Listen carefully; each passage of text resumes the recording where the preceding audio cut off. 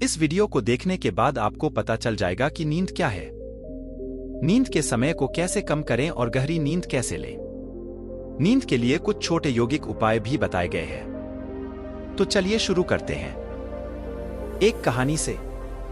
एक बार एक धनी व्यक्ति एक बौद्ध भिक्षु के पास जाता है और कहता है, मुनिवर, मैं अपनी नींद से बहुत परेशान हूँ। बहुत कोशिश करने के बाद भी मुझे देर रात तक नींद नहीं आती और रात को सोने से पहले मेरे विचार दुनिया भर में दौड़ते रहते हैं और सो भी जाता हूँ तो रात भर करवटें बदलता रहता हूँ और जब मैं सुबह उठता हूँ तो मुझे अच्छा नहीं लगता। मैं थका हुआ और बेचैन महसूस करता हूँ। कृपया आप मेरी इस समस्या का कोई समाधान बताएं। बौद्ध भिक्षु ने कहा, इससे पहले कि मैं आपको आपकी समस्या का समाधान बताऊं, मैं आपको गौतम बुद्ध की गहरी नींद के रहस्य के बारे में एक छोटी सी कहानी बताना चाहता हूं। उस व्यक्ति ने कहा, ओ जैसी आपकी इच्छा मुनिवर। बौद्ध भिक्षु कहने लगे, तथागत गौतम बुद्ध जब सोते थे तो रात भर उसी अवस्था में रहते थे, कभी करवट नहीं बदलते थे। रात को जिस अवस्था में सोते थे सुबह तक उसी अवस्था में रहते थे। गौतम बुद्ध के एक शिष्य आनंद थे जो अक्सर उनके पास सोते थे। आनंद को यह बात बहुत खल रही थी कि जब भी रात में आनंद की आंखें खुलती तो वो सोचते कि गौतम बुद्ध उसी भौतिक अवस्था में पूरी रात कैसे गुजार सकते हैं। तो एक दिन भिक्षु आनंद अपनी जिज्ञासा को रोक नहीं पाए और वह गौतम बुद्ध के पास गए। आधी रात को उन्होंने गौतम बुद्ध को जगाया। आनंद बोले, तथागत मुझे क्षमा करें, मुझे पता नहीं कि यह आपसे प्रश्न पूछने का सही समय है या नहीं, क्योंकि आप दिन भर चलते रहते हैं और लोगों को धम्म का ज्ञान देते हैं और उनकी समस्याओं का समाधान करते हैं। लेकिन मेरी जिज्ञासा इतनी बढ़ गई है कि मैं सुबह तक का इंतजार नहीं कर सकता, इसलिए कृपया मेरे प्रश्न का उत्तर दें और मेरी जिज्ञासा को शांत करें। भिक्षु आनंद ने आगे कहा, मैं पिछले 20 वर्षों से आपके साथ हूँ और मैं देख रहा हूँ कि आप पूरी रात एक ही अवस्था में बिताते हैं। आप जरा भी नहीं हिलते, तो क्या आप वास्तव में सोते हैं या आप नहीं सोते हैं? गौतम बुद्ध ने आनंद की ओर देखकर मुस्कुराते हुए कहा, मैंने अपने लिए सोने की सही मुद्रा खोज ली है। अब मुझे सोते समय हिलने डुलने की आवश्यकता नहीं है। मैं नींद में भी जागता रहता हूँ जब तक मेरा शरीर सोता है, पर मैं जागता रहता हूँ। सवाल यह नहीं है कि शरीर नींद की अवस्था में चलता है या नहीं, शरीर स्थिर अवस्था में क्यों नहीं रह सकता। वास्तविक कारण मन है। मन ही है जो शांत और स्थिर नहीं रह पाता और यही कारण है कि हम नींद की अवस्था में भी अपने शरीर को हिलाते रहते हैं। लेकिन मैं इन सब बातों से परे हो गया हूँ। अब मुझ में मन जैसा कुछ नहीं बचा। जब मैं सो जाता हूँ तो मेरा शरीर मुर्दे जैसा हो जाता है, मन जैसा कुछ नहीं रहता। आनंद, क्या आपने कभी किसी मृत शरीर को अपनी अवस्था बदलते हुए देखा है? गहरी नींद की अवस्था में भी यह सारा काम हमारा मन ही करता है। एक बार मन स्थिर हो जाए, मन शांत हो जाए, तो आपका शरीर गहराई में चला जाएगा, लेकिन तुम भीतर से जाग जाओगे। भीतर से तुम सब कुछ अनुभव कर पाओगे। सोने के बाद भी अपनी जागरूकता एक छोटे से जलते हुए दीपक की तरह निरंतर प्रज्वलित होगी।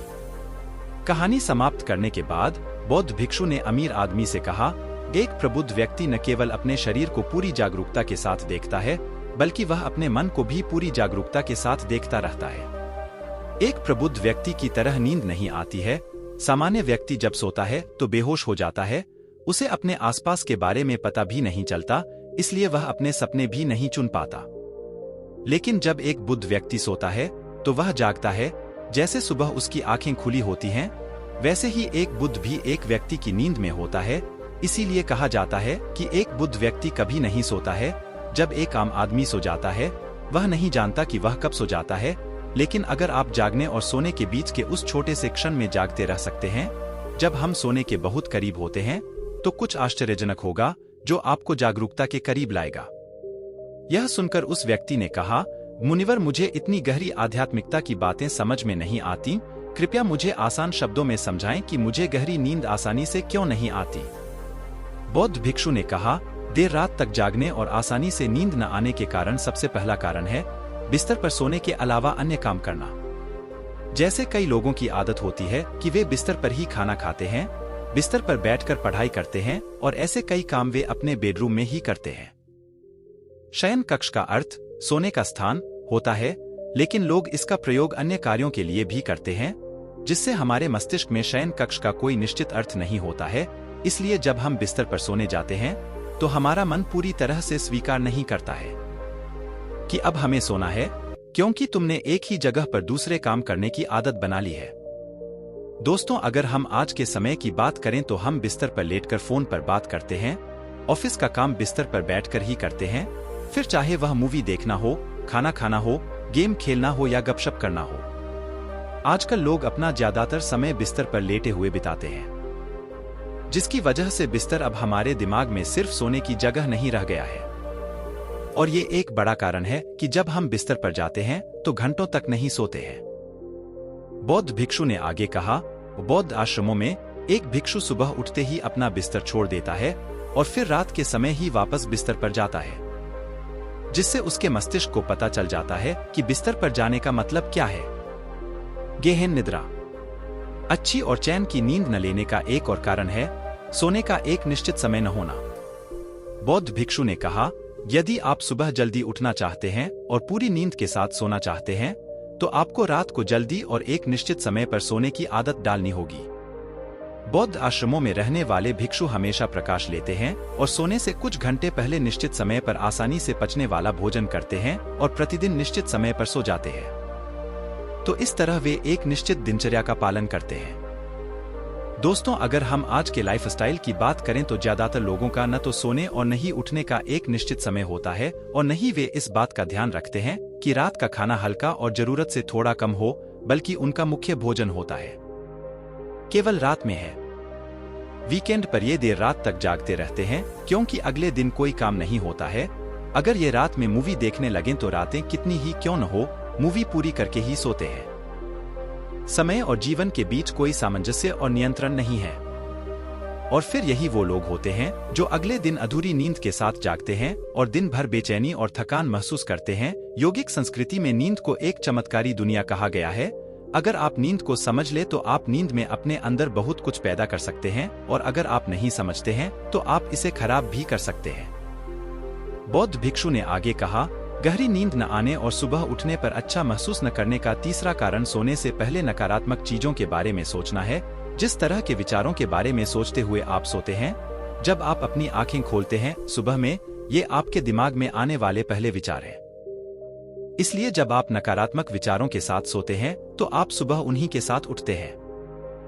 बिस्तर पर लेटे जब हम सोने ही वाले होते हैं तब हमारा अचेतन मन सबसे अधिक सक्रिय होता है, और इस समय हम अपने अंदर जो विचार पैदा कर रहे होते हैं, हमारा अचेतन मन सीधे उन विचारों को स्वीकार करता है और उन्हें वास्तविकता में लाने की कोशिश करता है। यह नहीं जानता कि हमारे लिए क्या अच्छा है और क्या बुरा। यह प्राप्त सूचनाओं पर ही काम करना शुरू कर देता है। इसलिए हमें सोते समय अपनी समस्याओं और नकारात्मक विचारों के बारे में सोचने के बजाय उन अच्छी बातों के बारे में सोचना चाहिए जिसे हम अपने जीवन में पाना चाहते हैं। हमेशा रात को सोने से पहले और सुबह उठने के बाद उन बातों के बारे में सोचें जो आपके जीवन में एक सकारात्मक बदलाव ला सकती है। अच्छी नींद न आने का चौथा कारण है गलत तरीके से सोना। बौद्ध भिक्षु ने कहा, आपने सुना होगा कि भारत में अक्सर यह कहा जाता है कि उत्तर की ओर सिर करके न सोएं। ऐसा इसलिए है क्योंकि जब हम उत्तर की ओर सिर करके सोते हैं तो पृथ्वी के चुंबकीय खिंचाव के कारण हमारे शरीर का बहुत सारा खून दिमाग की तरफ जाने की कोशिश करता है और दिमाग में पाई जाने वाली नसें बहुत पतली हो जाती है। इनके फटने का खतरा बढ़ जाता है और अगर इंसान ज्यादा बूढ़ा और कमजोर हो तो उसकी मौत भी हो सकती है। लेकिन आमतौर पर जो लोग उत्तर की ओर सिर करके सोते हैं वे सुबह उठते ही सिर में तनाव महसूस करते हैं और उन्होंने अपना पूरा समय व्यतीत कर दिया होता है। रात बेचैन या करवट बदलना। दूसरी गलती जो लोग सोने की पोजीशन में करते हैं वह यह है कि वे किसी भी तरह से सो जाते हैं। उन्हें इस बात से कोई फर्क नहीं पड़ता कि उनकी रीढ़ की हड्डी सीधी है या नहीं। हमें कोशिश करनी चाहिए कि या तो हम सीधे सोएं या फिर बाईं ओर करवट लेकर सोएं। इससे शरीर के अंगों पर अतिरिक्त दबाव नहीं पड़ता है। सोते समय बहुत मोटे गद्दे का उपयोग न करें क्योंकि यह आपकी रीढ़ को मोड़ देता है और गहरी नींद में बाधा डालता है। साथ ही ज्यादा मोटे तकिए का इस्तेमाल न करें क्योंकि इससे आपकी गर्दन ज्यादा मुड़ जाती है और आपका शरीर तनाव महसूस करता है और इससे आपकी गहरी नींद में बाधा आती है। देर रात तक नींद न आने और रात भर नींद में बेचैनी का पांचवा कारण है खाद्य पदार्थों का अधिक मात्रा में सेवन और देर से पचना। अगर आप रात को भरपेट और अधिक तैलीय पदार्थों का सेवन करते हैं तो यह हमारी नींद में भी खलल डालता है क्योंकि इन पदार्थों को पचाने में काफी समय और ऊर्जा लगती है। इसलिए अगर आप ऐसे पदार्थों का सेवन करते हैं तो सोने से करीब 3-4 घंटे पहले इन्हें खाने की कोशिश करें। उस व्यक्ति ने कहा, मुनिवर, मैं समझता हूं कि गहरी और चैन की नींद न आने के क्या क्या कारण हो सकते हैं, लेकिन अब क्या आप कुछ ऐसे उपाय बता सकते हैं जिन्हें करने से हमें गहरी नींद आने में मदद मिलती है? बौद्ध भिक्षु ने कहा, मैं आपको कुछ ऐसे कर्म बता रहा हूं जिन्हें आप सोने से पहले या उठने के बाद कर सकते हैं, जिससे न सिर्फ आपकी नींद गहरी होगी बल्कि आपके जीवन में एक सकारात्मक बदलाव भी आएगा। सबसे पहले सोने से पहले गुनगुने पानी से नहाने की कोशिश करें। नहाने से हमारा शरीर जागृत और तनाव मुक्त हो जाता है। आपने देखा होगा कि जब कोई व्यक्ति नहाकर आता है तो उसके भीतर से एक सकारात्मक ऊर्जा का अनुभव होता है। वह अधिक प्रसन्न और निश्चिंत लगने लगता है। इसका कारण यह है कि हमारे शरीर का अधिकांश भाग जल ही है और जल ही हमारे शरीर का मूल अंग है। सोने से पहले हो सके तो अपने बेडरूम में किसी भी ऑर्गेनिक तेल और रुई का दिया जलाए। इससे आसपास के वातावरण में सकारात्मकता आती है। सोने से पहले थोड़ा पानी पिएं, इससे आपको काफी फायदा होगा। जब आप बिस्तर पर जाएं, सोने से पहले कुछ मिनटों के लिए ध्यान करें और आपके पास जो कुछ भी है उसके लिए आभार व्यक्त करें या उन सभी अच्छी चीजों के बारे में सोचें जो आपने अपने दिन में की हैं। सोने से पहले एक बार याद कर लें कि आप नश्वर हैं, आप आज मर सकते हैं। ऐसा सोचने से आप अपनी छोटी छोटी समस्याओं की चिंता करना छोड़ देते हैं। सुबह उठते ही अपने दोनों हाथों को आपस में रगड़कर अपनी आंखों पर रख लें। इससे आपका शरीर जागृत होता है और उठकर हमेशा दाहिनी करवट लें। हमेशा रात को जल्दी सोने की कोशिश करें ताकि आप सुबह जल्दी उठ सकें और पूरी नींद ले सकें। तो ये थे कुछ तरीके जिससे आप अपनी नींद को गहरी और आरामदायक बना सकते हैं। उस व्यक्ति ने बौद्ध भिक्षु को उसकी शिक्षा के लिए धन्यवाद दिया और वहां से चला गया।